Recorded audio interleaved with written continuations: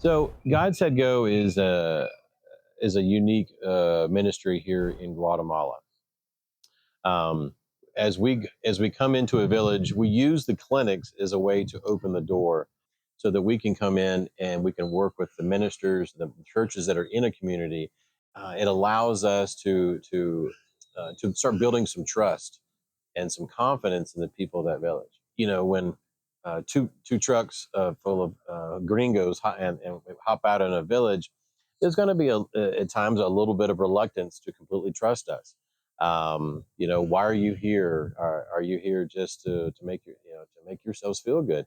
And that's never a reason why we show up. We want to partner with a church and a pastor, and then we start with the medicine, and then we start supporting the different ministries. We work with the women, we work with the children, and we're trying to work with the men here in Guatemala.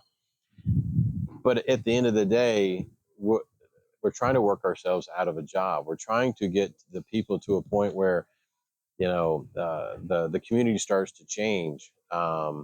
That they're less reliant on us, and they start becoming reliant primarily on their Lord and Savior Jesus Christ. But they also can start working together, and the community starts really moving towards success. They start moving towards being able to rely on themselves to get things done, whether it's roads or it's homes or it's food or it's medicine.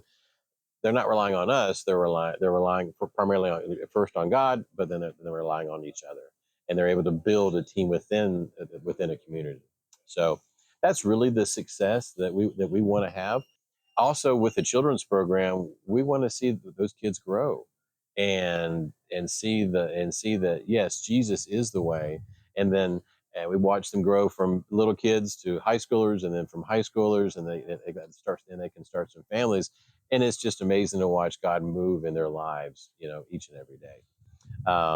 The community development part of what I do, a lot of that is just working with that pastor and helping him see that it's not just him, that he can develop leaders. The leaders can come alongside of him, and then those leaders then can create groups underneath them, and then they then create leaders. And so you go from a pastor to a group of leaders, and then those leaders then have groups, and then they create leaders.